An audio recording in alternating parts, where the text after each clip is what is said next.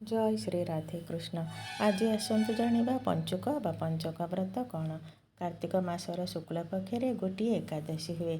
ତାକୁ ଆମ୍ଭେମାନେ ସାଧାରଣରେ ବଡ଼ ଏକାଦଶୀ ବୋଲି ମଧ୍ୟ କହୁ। ସେହି ଏକାଦଶୀ ଠାରୁ 5 ଦିନରେ କାର୍ତ୍ତିକ ପୂର୍ଣ୍ଣମୀ ଆସେ। ଏହି 5 ଦିନରେ କାର୍ତ୍ତିକ ବ୍ରତ ପାଳନ କରନ୍ତି। ଏହି 5 ଦିନକୁ କାର୍ତ୍ତିକ ପଞ୍ଚୁକ ବା କାର୍ତ୍ତିକ ପଞ୍ଚକ ବୋଲି କୁହାଯାଏ।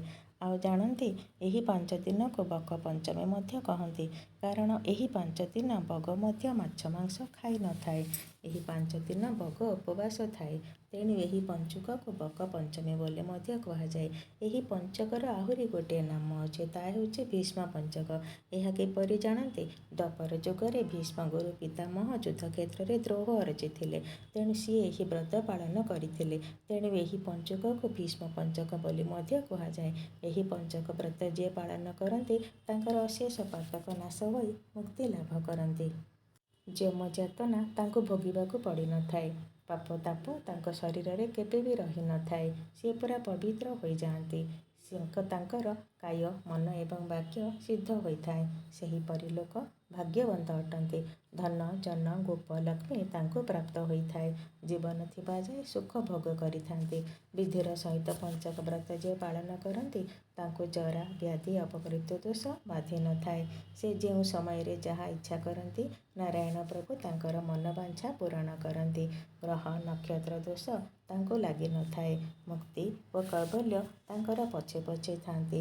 କାର୍ତ୍ତିକ ମାସ ପୁରା ଯିଏ ପାଳନ କରିପାରି ନଥାନ୍ତି, ସେମାନେ ଏହି ପଞ୍ଚୁକ 5 ଦିନ ପାଳନ କଲେ କାର୍ତ୍ତିକ ମାସର ପୁରା ପାଳନର ଫଳ ସେମାନେ ବି ପାଇଥାନ୍ତି। ଏତେ ମହିମା ଅଛି ପଞ୍ଚୁକ ବ୍ରତର। ଏହି ପଞ୍ଚୁକ ବ୍ରତୀମାନଙ୍କୁ ଦେଖିଲେ ରାଜ ଭୟ, ଯମ ଭୟ ଓ ମୃତ୍ୟୁ କାଳ ଭୟ ଏମାନେ ସବୁ ପାଖ ମାଡ଼ନ୍ତିନି।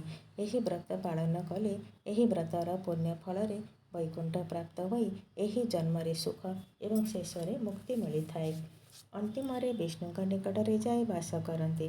ଯଦି ପଞ୍ଚୁକ ବ୍ରତ ପାଳନ କରିବାକୁ ଅସମର୍ଥ ଥାଆନ୍ତି, ତାହେଲେ କୌଣସି ଚିନ୍ତା କରିବା କିଛି ଦରକାର ନାହିଁ। ଭଗବାନ ବିଷ୍ଣୁ କହିଛନ୍ତି, ପଞ୍ଚକ ବ୍ରତକୁ କର୍ଣ୍ଣରେ ଶୁଣିଲେ କିମ୍ବା ଯେଉଁମାନେ ପଞ୍ଚକ ବ୍ରତ ପାଳନ କରନ୍ତି ସେମାନଙ୍କ ସାଙ୍ଗରେ ସାଙ୍ଗ ହୋଇ ରହିଲେ ଆମ ଦେହ ପବିତ୍ର ହୋଇଥାଏ। ପଞ୍ଚକ ବ୍ରତ କରି ନ ପାରିଲେ କର୍ଣ୍ଣରେ ଶୁଣିବା ଶକ୍ତି ନଥିଲେ ନୟନରେ ଦେଖିବ। ଏହିପରି ଭାବରେ ବି ପଞ୍ଚକ ବ୍ରତର ଫଳ ପ୍ରାପ୍ତ ହୋଇଥାଏ। ପଞ୍ଚକ ବ୍ରତ କରି ନ ପାରିଲେ ଏପରି କଲେ ବି ପଞ୍ଚକ ବ୍ରତର ଫଳ ପ୍ରାପ୍ତ ହୋଇଥାଏ। ଭିଡ଼ିଓଟି ଆପଣମାନଙ୍କୁ କେମିତି ଲାଗିଲା କମେଣ୍ଟ ଦ୍ୱାରା ଜଣାଇବେ। ଲାଇକ୍ କରିବେ, ସେୟାର କରିବେ, ସବସ୍କ୍ରାଇବ୍ କରିବା ଭୁଲି ଯିବେନି। ଜୟ ଜଗନ୍ନାଥ।